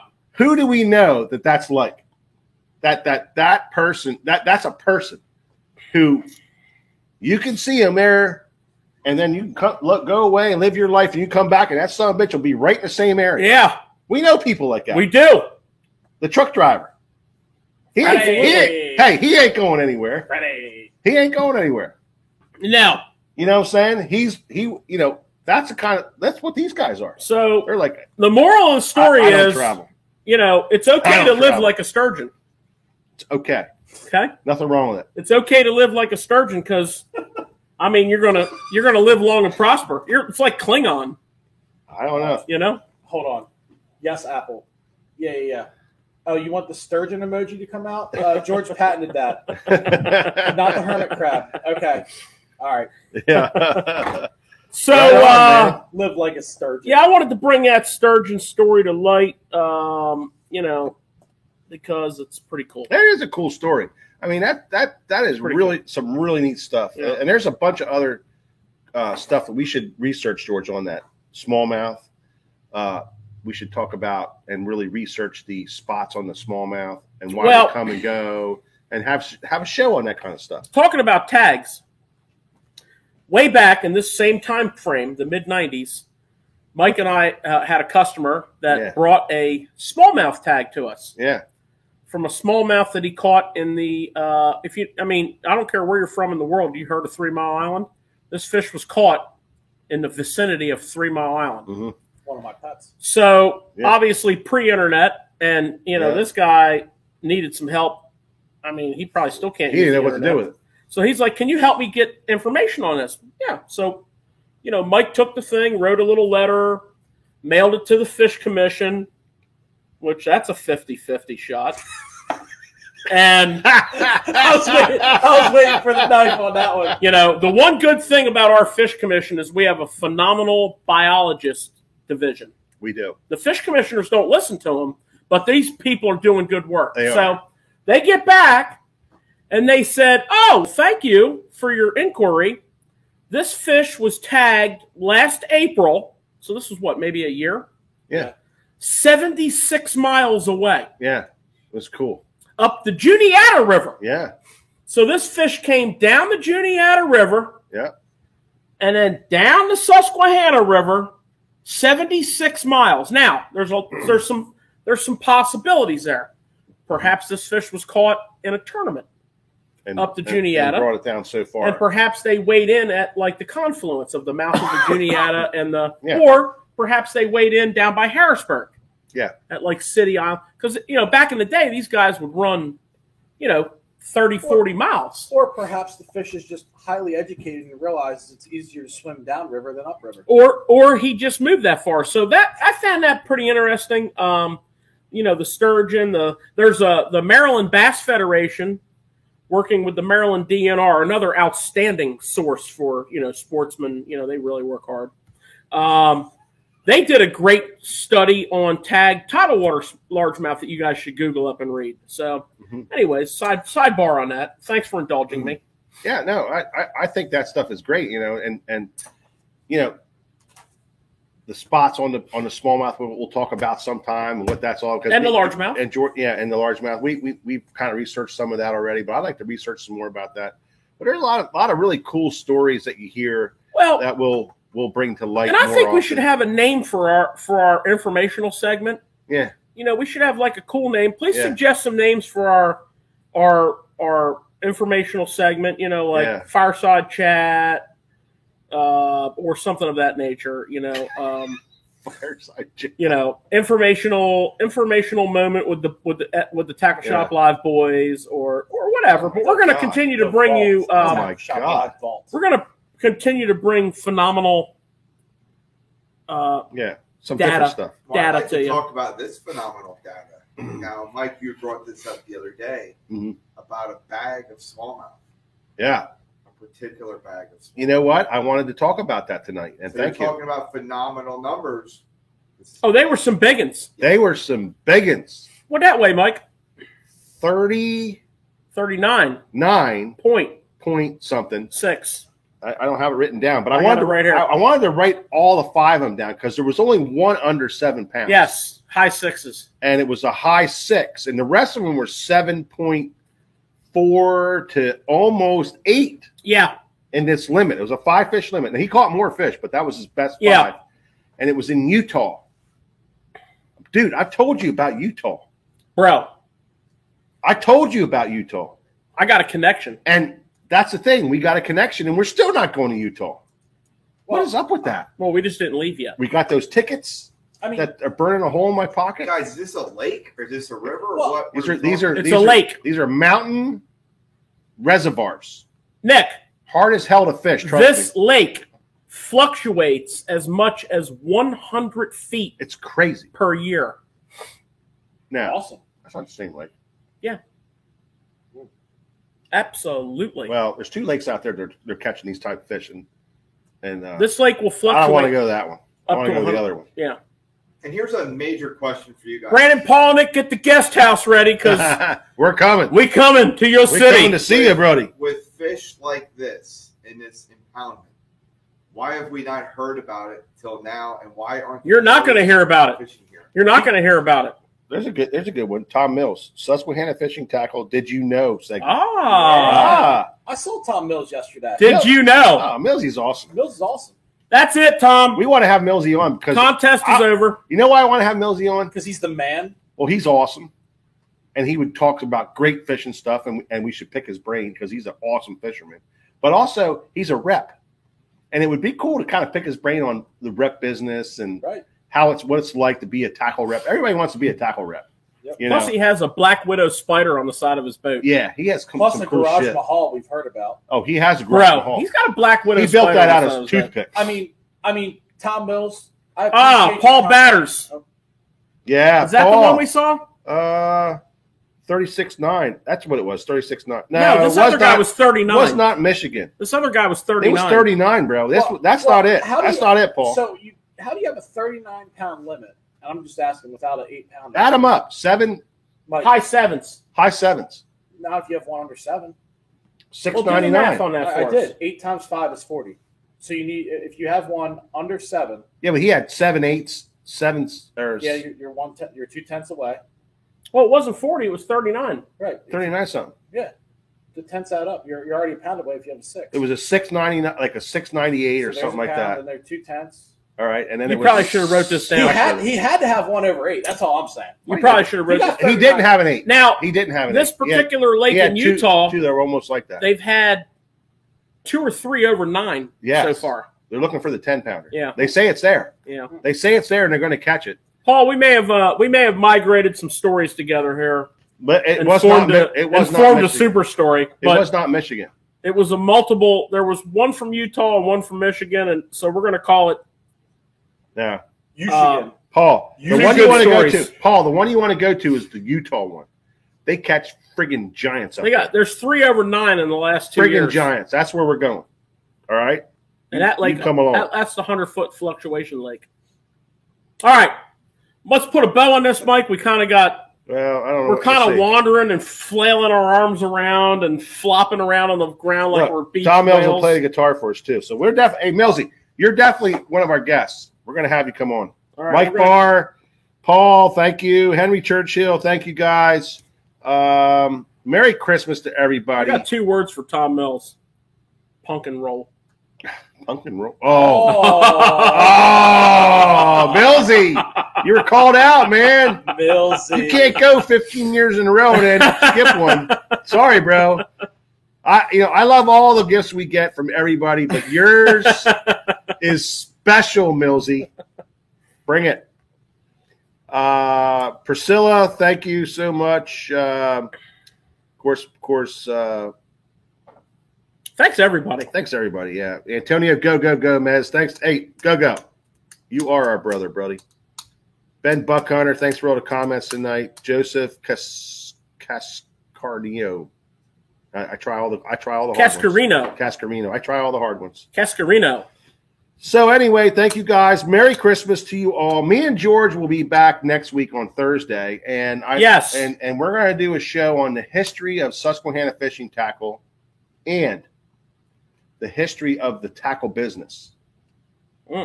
On how the tackle business, because there's a fellow that got on here tonight, and he reminded me. This is like the 20th person to ask me this. The history of your company, the history of the tackle business, how it changed with the internet, and how it changed for us, because we've been around for 32 years, and we've seen the change. We were there before the internet. We were there before any of this stuff, and we can tell you the way the tackle business really went. And we have to and talk our about struggles. some fishing, right? No, we'll talk about whatever, but I think we're gonna keep it short because everybody's on holiday and everything, and we'll talk about fishing too, and we'll talk about some tackle. Well, you know how holidays go. The holiday, your first day off work, you're all happy. Yeah. 12 hours later, you want the hell out. Yeah. Yeah. So Right? it's going to be an interesting show next. It's going to be an interesting show next week. Corbin has lots to do. He's not going to be here. Oh. So Merry Christmas to you, Corbin.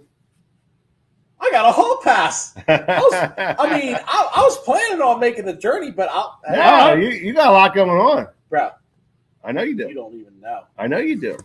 Corbin's having a gigantic Halloween or Christmas party with all of his friends. Nick's going. George is going. I'm going to try to get there. It's going to be a blast at Corbin's. Schindler's coming? Oh, the illustrious Dave Schindler is going to be showing up. I don't believe that. Buckhunter's going to be there. Ben Buckhunter's going to be that. there. Yeah. So it's going to be a good time. But anyway, Merry Christmas to you and your families. If we don't see you, enjoy the holiday, and Thank you.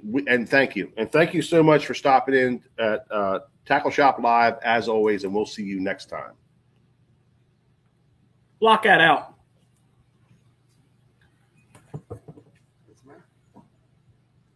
Block all that. Block that freaking guy out. Block that out. Block that one out first. Stop it. And broadcast. What's going on? Put him in timeout.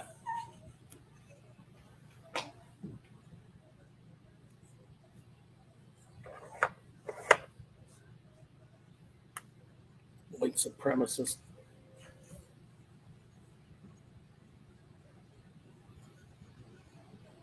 Let's see. Believe that?